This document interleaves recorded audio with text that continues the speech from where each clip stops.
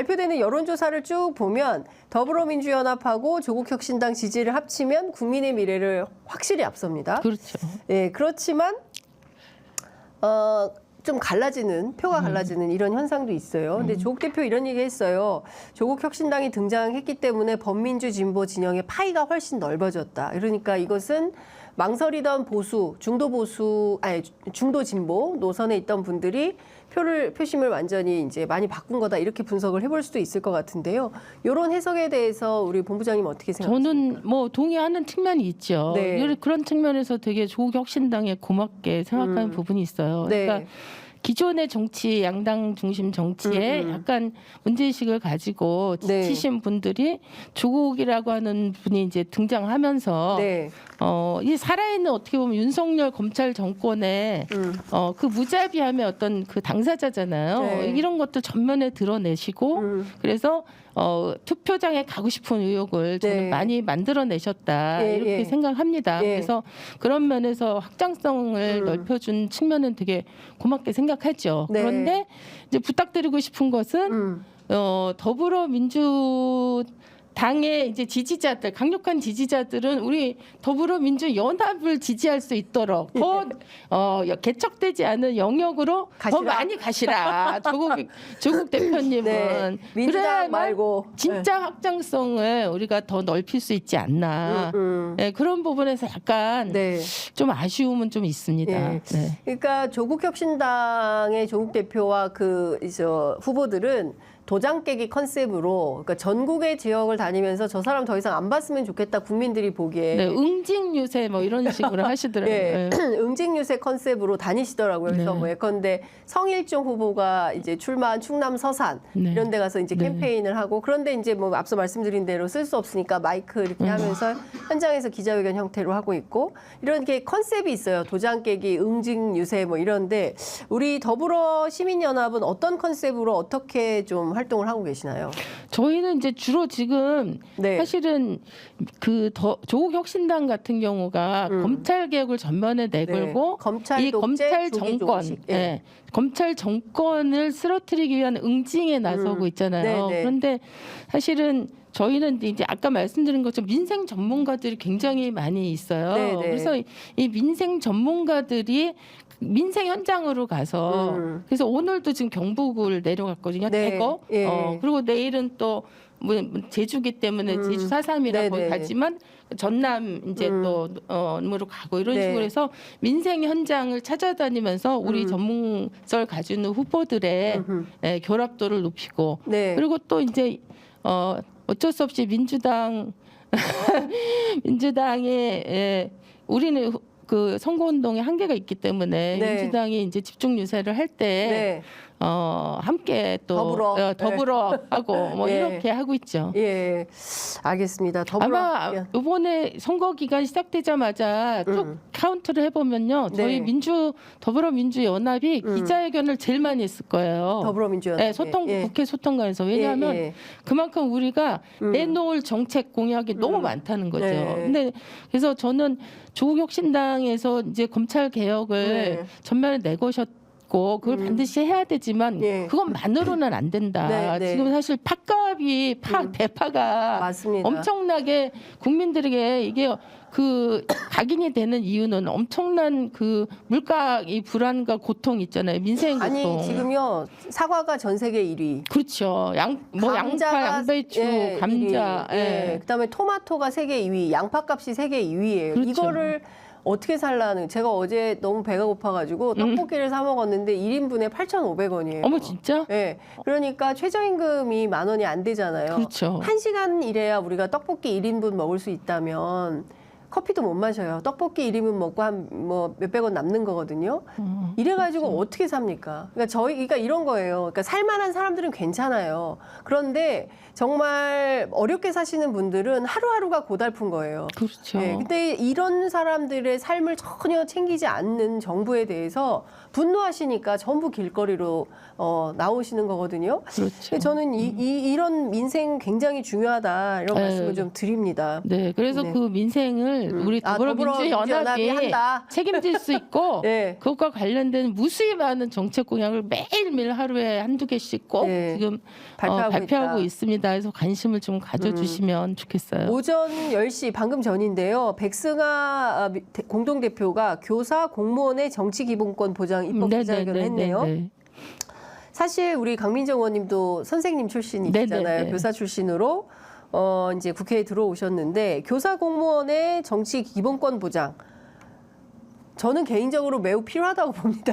아니, 필요하죠. 네. 아니 사실 기자들은 정당 가입이 안 돼요. 네. 왜냐하면 이게 취재윤리 강령, 왜냐하면 특정 정당을 중립성을 해야 된다는 어떤 이제 도덕성 때문에 이제 정당 가입 불가능하거든요. 모든 회사마다 아마 다 취재윤리 강령에 그 정당 가입 불가하도록 되어 있긴 합니다만 사실 이것도 고민이 좀 필요하다라는 내부 논의가 있기는 해요.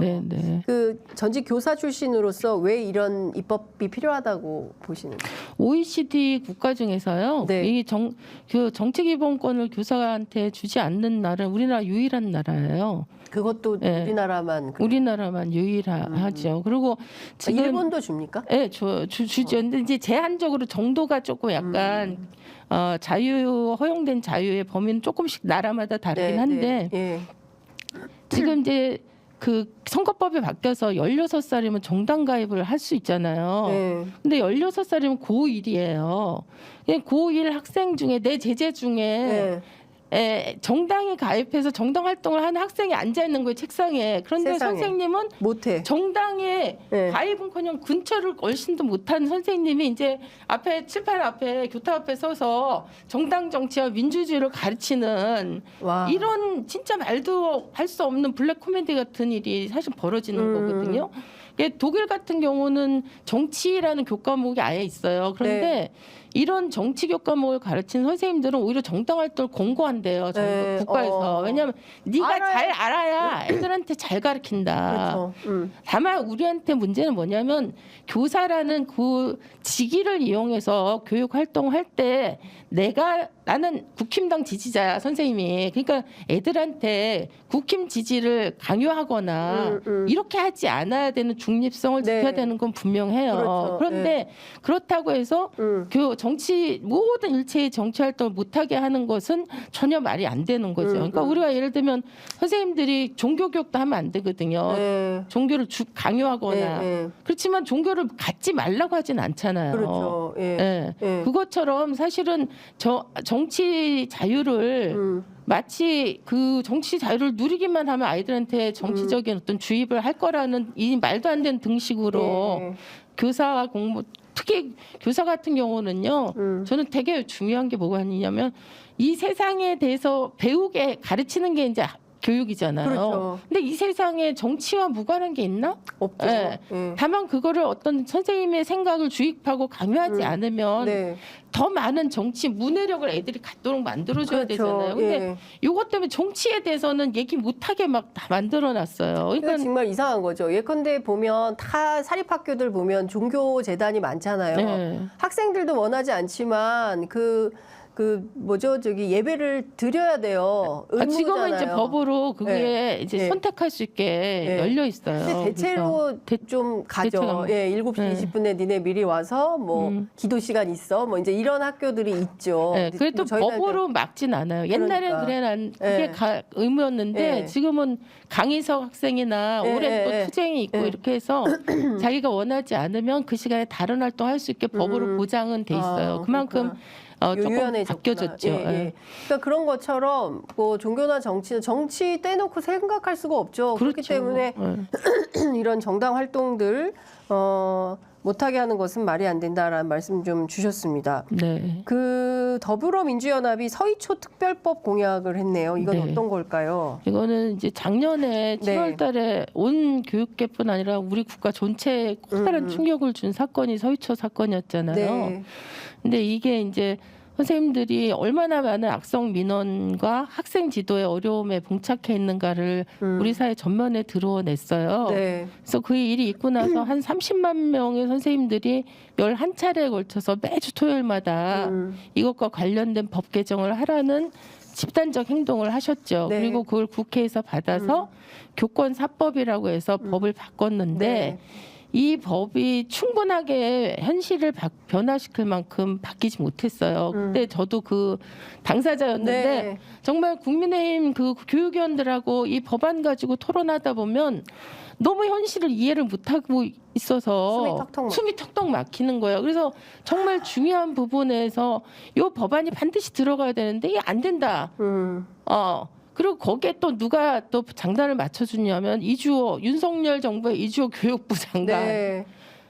거기다 딱 그 장단을 맞춰주는 거예요. 네. 그래서 사실은 약간의 변화가 있었지만 실제 학교 현장을 바꾸기에는 되게 미흡한 그런 법 개정이었죠. 그래서 그 백승아 후보가 마침 네. 초등학교 교사 출신이에요. 맞아요. 그 서희초도 사건도 초등학교에서 일어나고 그 학부모의 악성 민원이라든가 이런 것들이 제일 집중되는 게 초등학교거든요. 그래서 누구보다 초등학교 선생님들의 고통을 잘 알고 있기 때문에 이 문제를 좀 해결하기 위해서 서희초 특별법을 아예 1호 법안으로 만들겠다 이렇게 이제 얘기해서 그거를 이제 오늘 네. 어제 발표했나? 어제 발표했죠. 악성 민원 가운데 제 지인이 초등학교 교사인데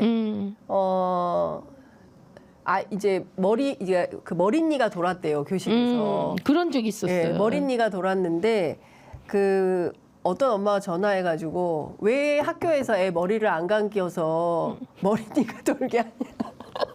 그래서 초등학교 교사하면 언니 애들 머리도 감겨야 돼. 이런 얘기까지 그런 지경이에요. 그러니까 좀 도를 넘는 수준의 요구를 교사들한테 하는 경우를 제가 보면서 진짜 깜짝 놀랐는데 저희 학교 때 다닐 때만 하더라도 선생님이 얼마나 그 정말 좀 높은 분입니까? 그런데 요새는 완전히 아무나 전화해가지고 막 머리 안 감겼다고 야단하고 막 이런다는 거예요. 그래서 야, 이게 정말 심각하다. 이 권리의식은 굉장히 많고 그러나 책임감이나 공동체를 위해서 본인들이 스스로 역할을 해줘야 되는 이런 것에 대해서는 왜 우리 사회가 이렇게까지 됐나? 이건 좀 나중에 선거 끝나고 나서 별도로 모셔서 집중 인터뷰를 하면 아니 진짜 아이들 교육 문제가 너무 심각해요. 정말 국영수를 중심으로 공부만 잘하는 아이들을 길러서 도대체 어떻게 할 건지. 그렇죠. 저는 사실 우리나라 교육의 성적표는 윤석열 대통령과 한동훈